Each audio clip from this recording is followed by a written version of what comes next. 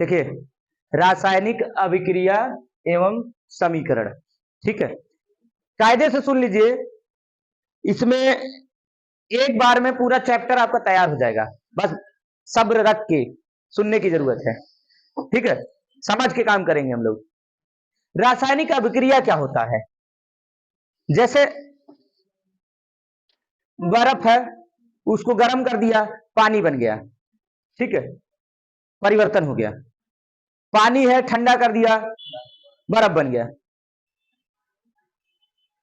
लोग इसको कहते हैं रासायनिक अभिक्रिया। ये रासायनिक अभिक्रिया नहीं है, ये रासायनिक अभिक्रिया नहीं है, ये तो खाली रूप परिवर्तन हो रहा है, ये भौतिक परिवर्तन है। जब रासायनिक परिवर्तन होगा तब रासायनिक अभिक्रिया होगी। जब भौतिक परिवर्तन होगा, अभी आप बच्चे से पुरुष बनेंगे, पुरुष के बाद अच्छा काम करेंगे, महापुरुष बनेंगे, ठीक है। हाँ, इसमें से तो एक है, वो तो ठीक ठाक आदमी है। चलिए, ये ऊपर ऊपर का बदलाव हो रहा है, ठीक है ना।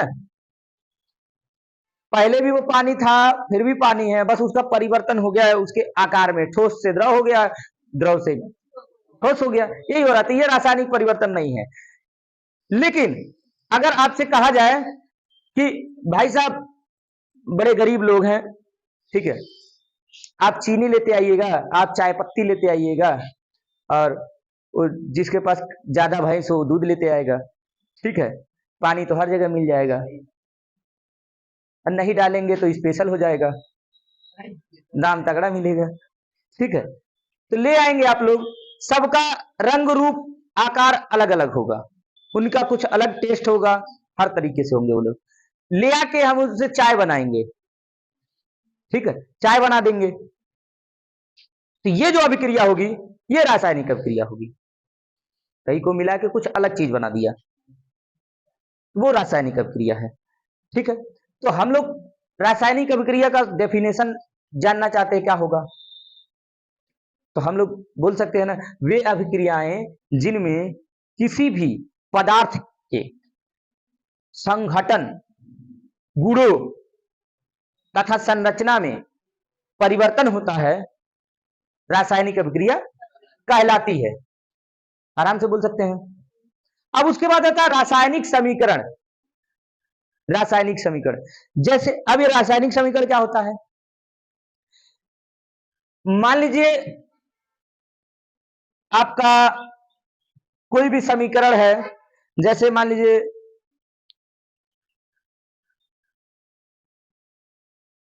अगर कोई काम हम कर रहे हैं, रासायनिक अभिक्रिया, अगर मतलब कोई भी अभिक्रिया हो रही है, तो उसको हम लिखेंगे तो बहुत बड़ा हो जाएगा।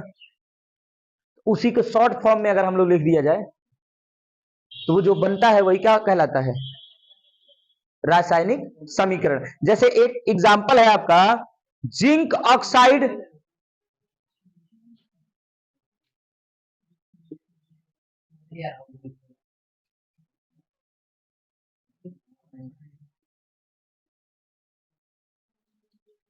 Plus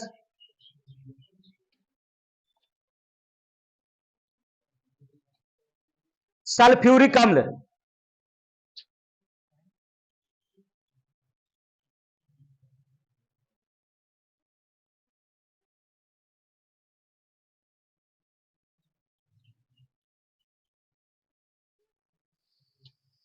gives then zinc sulphate. अरे हाँ भाई, हम थोड़ा मोड़ा जिंक सल्फेट प्लस जल, ठीक है, ये भी लिख दिया। यहां भी एक समीकरण बना। इस समीकरण को जानते हैं आप लोग क्या कहेंगे? आपने प्रयोग किसका किया है? शब्दों का। शब्दों का प्रयोग करके एक समीकरण बना दिया, तो इसको हम लोग बोलेंगे शब्द समीकरण। शब्द समीकरण। अब यहां पे अगर हम इसका जो फार्मूला होता है वो लिख दें, zinc oxide ZnO plus sulphuric अम्ल H2SO4 gives then zinc sulphate, तो ZnSO4 प्लस H2O। ठीक है भाई, अगर हम इस रूप में लिख दिए तो यही जो आपका है संक्षिप्त रूप, इसी रूप को हम लोग कहते हैं रासायनिक समीकरण। ठीक है, ये रासायनिक समीकरण है। अब हम लोग इसमें कुछ चीजें देखेंगे, जो मेन मेन पॉइंट है उसके बारे में सोचेंगे। भाई एक होता है अभिकारक, अभिकर्मक, उत्पाद, होता है ना, जिनसे जो अभिक्रिया के पहले जो होते हैं ये, ठीक है, ये लोग ये है अभिकारक या अभिकर्मक, अभिकारक या अभिकर्मक। इनसे जो मिल रहा है इसको हम लोग बोलते हैं उत्पाद, प्रोडक्ट। इन्हीं से मिल रहा है ना। जैसे हम लोग मान लीजिए कहीं से होटल वाले लोग हैं, आटा कहीं से लेके आते हैं, ठीक है, पानी हैंडपंप से ले लेते हैं, मिला के चूल्हा पे रख के तैयार करके जो वो बेचते हैं वो प्रोडक्ट होता है, उत्पाद होता है। ठीक है ना, तो हम इसको बना रहे हैं, जो प्राप्त हो रहा है वही क्या है, उत्पाद। क्या है, प्रोडक्ट। नहीं कहते हैं हमारा प्रोडक्ट है। हाँ हाँ, वो एक तो लड़का था वो रितेश नाम का, ठीक है, एक दिन बहुत बढ़िया काम किया था, तो उसके पिताजी बड़े गर्व से कह रहे हैं, अरे तो प्रोडक्ट किसका है। ठीक है बड़ा, ठीक है, तो भाई उन्हीं से बना है ना, उन्हीं से आया है तो प्रोडक्ट है। तो आपका इससे बन रहा है तो ये क्या हो गया, प्रोडक्ट हो गया। अब इसके बाद हम लोग चलते हैं कि ये रासायनिक समीकरण तो कई प्रकार का होता है, तो इसके टाइप्स के बारे में हम पढ़ना शुरू करते हैं। पहला आता है संयोजन अभिक्रिया।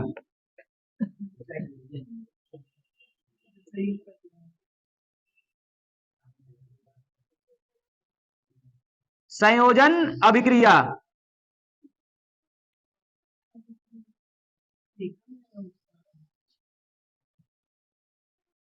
अभी किया नहीं, बोल रहा है भाई अभी किया, अरे अभी क्या, अभिक्रिया है।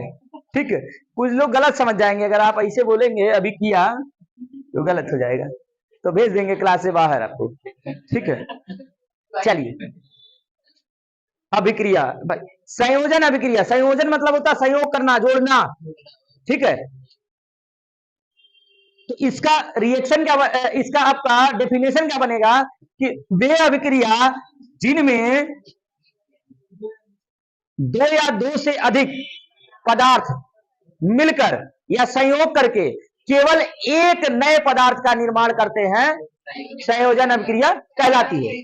ठीक है, तो जैसे आपका है सल्फर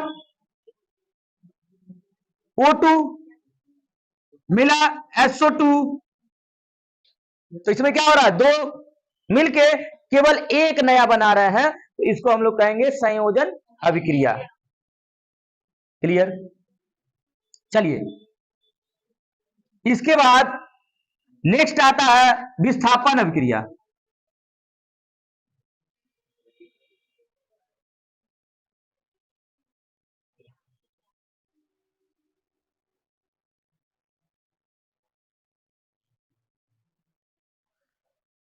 ठीक है, विस्थापन अभिक्रिया, इनमें से कितने को पता है विस्थापन अभिक्रिया। विस्थापन अभिक्रिया देखिए, जब भी आपसे डेफिनेशन पूछेगा, आप एक चीज क्या है ना, टैग लाइन सेट करके रखिएगा, एक फिट अच्छा खासा जुगाड़ लगा के रखिएगा, वहां आपको क्या करना है, ये चीज जरूर लिख देना, वे अभिक्रिया, हर में, सब में वे अभिक्रिया, ये तो आएगा ही आएगा ना। ठीक है, इसमें भी वही काम करेंगे, वे अभिक्रिया जिनमें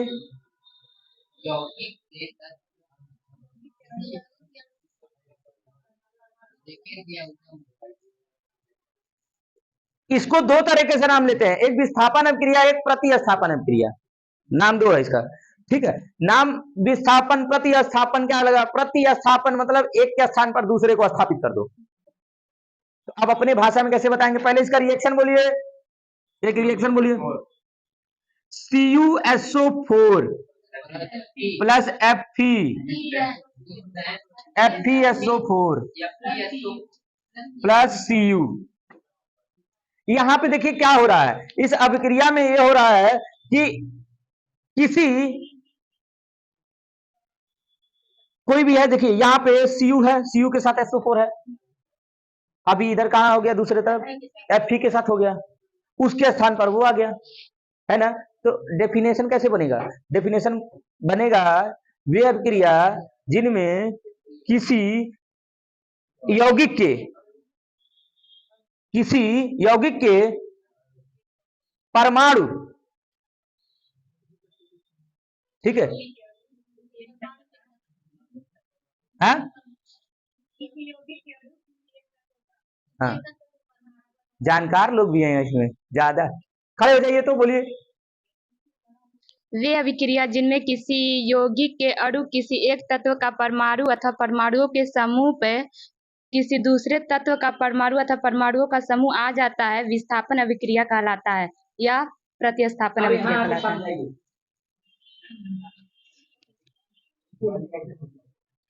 यहाँ आगे समझाइए।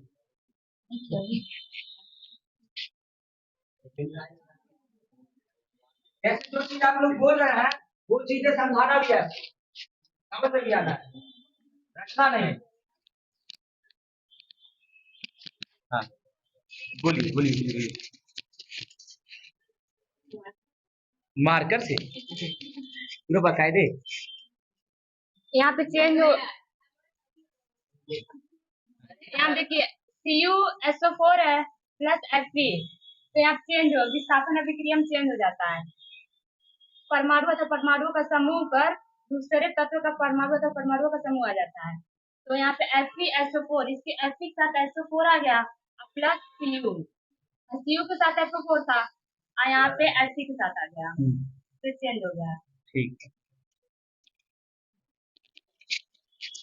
जैसे देखिए, ठीक है, किसी भी, देखिए सुनिए, यहाँ आने पे पसीना आता है, ठीक है, पंखा इतना बढ़िया चल रहा है उसके बाद भी पसीना आ रहा था, ठीक है ठीक है, यह बोर्ड के पास आने पे पसीना होता है सबको, ठीक। चलिए, हाँ देखिए भाई, किसी यौगिक का तत्व का एक परमाणु या परमाणुओं का समूह दूसरे तत्व के परमाणु या परमाणुओं के समूह के स्थान पर जब आ जाता है तो जो अभिक्रिया होती है वही आपका विस्थापन अभिक्रिया या प्रतिस्थापन अभिक्रिया होता है। देखिए यहाँ पे जो कॉपर सल्फेट है, ठीक है, और ये प्लस Fe लोहा आयरन, ठीक है, अब ये जो सल्फेट था वो आयरन के साथ आ गया है, Cu अलग हो गया है, उसी के स्थान पे आया है ना, ठीक है, स्थान चेंज हुआ है तो प्रतिस्थापन, ठीक है, प्रतिस्थापन अभिक्रिया। चलिए अब नेक्स्ट आपका रिएक्शन क्या है, अभी संयोजन वियोजन, अब इसके बाद अनुत्क्रमणीय अभिक्रिया उत्क्रमणीय अभिक्रिया, दो हम दो लेके जब चलेंगे ना तो कायदे से डिफरेंस पता करते करते काम हो जाएगा, ठीक है। अब देखिए संयोजन और विस्थापन एक साथ हो गया, अभी इन लोगों का अनुत्क्रमणीय अभिक्रिया उत्क्रमणीय अभिक्रिया, उसमें भी हर सब में क्या बोलना था हमको, एक हमारा था वे अभिक्रिया, ठीक है, जिनमें, ठीक है, तो जिनमें अभी इसमें नहीं लगेगा, ठीक, अब इसमें क्या लगेगा, वे अभिक्रिया जो केवल एक ही दिशा में संपन्न होती है अनुत्क्रमणीय अभिक्रिया कहलाती है। चीनी, चाय पत्ती, दूध सब मंगाए थे, बना के चाय पिला दिए, ठीक, और कुछ बचा हुआ है, अब कह रहे हैं ये बचा है, अब जो बचा है अब चलिए आपस में बांट लेते हैं, ये दूध जो लाया था अपना दूध ले जाओ, जो चीनी लाया था अपना चीनी ले जाए, और जो चाय पत्ती लाया था वो अपना ले जाए, ऐसा हो सकता है, संभव नहीं है ना, बन गया तो फिर बिगड़ नहीं सकता है, ठीक है। इस टाइप के जो रिएक्शन है वो आपके अनुत्क्रमणीय अभिक्रिया है, वे अभिक्रिया जो केवल एक ही दिशा में संपन्न होती है अनुत्क्रमणीय अभिक्रिया कहलाती है। उसके बाद इसका जस्ट अपोजिट वे अभिक्रिया जो दोनों दिशाओं में संपन्न होती है उत्क्रमणीय अभिक्रिया कहलाती है। जैसे यहाँ पे इन दोनों को मिला के ये पाया गया है, अब इनको मिला के ये दोबारा मिल जाएगा, ठीक है, और ये तीर देख के भी आप बता सकते हैं, आपसे क्वेश्चन करेगा बताइए कि अगर रिएक्शन दे दिया, बोलेगा कौन सी अभिक्रिया है, निम्न में से कौन सी अभिक्रिया है, तो आप पढ़े लिखे हैं, देखेंगे ये मार्का चल रहा है तो बोल दीजिएगा उत्क्रमणीय अभिक्रिया है, ठीक है। ये मार्का है। अगर आपका अनुत्क्रमणीय अभिक्रिया दिया हुआ है तो ये बोल दीजिएगा। ठीक, अब चलिए नेक्स्ट ध्यान दीजिए, अपघटन अभिक्रिया और वियोजन अभिक्रिया। मात्र एक चीज याद रखिएगा, काम आपका हो जाएगा। ये रिएक्शन आपको दिख रहा है, ये कौन सा अभिक्रिया बता रहा है? अनुत्क्रमणीय अभिक्रिया। ये उत्क्रमणीय अभिक्रिया। ठीक है, तो इसमें बोलिएगा वे उत्क्रमणीय अभिक्रिया, इसमें बोलिएगा वे अनुत्क्रमणीय अभिक्रिया। बाकी का मैटर सेम, बाकी का मैटर सेम, वही चीज बोल दीजिएगा, काम खत्म। देखिए, वे उत्क्रमणीय अभिक्रिया जिसमें किसी पदार्थ, अनुत्क्रमणीय अभिक्रिया। ठीक ठीक ठीक, भावनाओं में गड़बड़ हो जाता है, लग रहा है बोल कुछ और रहे हैं, निकल कुछ और रहा है। ठीक है, होता है। ठीक है, अनुत्क्रमणीय अभिक्रिया, वे अनुत्क्रमणीय अभिक्रिया जिसमें किसी पदार्थ के अणु दो या दो से अधिक सरल अणुओं में विभाजित होते हैं, अपघटन अभिक्रिया कहलाती है। इसमें आ जाइएगा तो वे उत्क्रमणीय अभिक्रिया, क्योंकि दोनों दिशाओं में हो रही है, तो वे उत्क्रमणीय अभिक्रिया जिसमें किसी पदार्थ के अणु दो या दो से अधिक सरल अणुओं में विभाजित हो जाते हैं, वियोजन अभिक्रिया कहलाती है। ठीक, ऊष्माक्षेपी अभिक्रिया, ऊष्माशोषी अभिक्रिया। ठीक है, देखिए अभी ये जो रिएक्शन आपको दिख रहा है, इस रिएक्शन में ऊष्मा निकल के बाहर आ रहा है, जो प्रोडक्ट बन रहा है, प्रोडक्ट तैयार हो गया, ऊष्मा बाहर है। ठीक, और इस वाले रिएक्शन में क्या है, ऊष्मा है और उसी में कवर हो गया, यहां ऊष्मा बाहर नहीं दिख रहा है, प्रोडक्ट जो तैयार हो रहा है उसमें ऊष्मा नहीं है। जब ऊष्मा नहीं है यानी ऊष्मा को अवशोषित कर लिया है, सोख लिया है।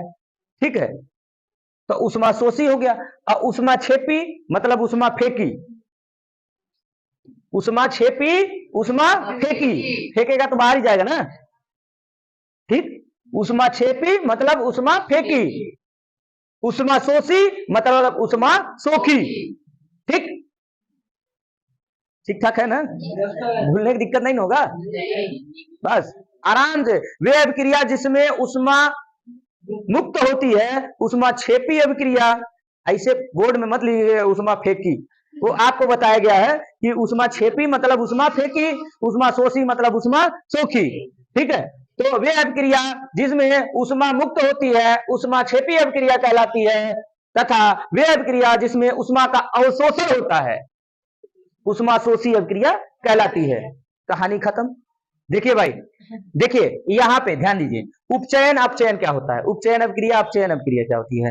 ठीक है, देखिए जब अभिक्रिया के समय पदार्थ में ऑक्सीजन की वृद्धि होती है तो उपचयन अभिक्रिया होता है।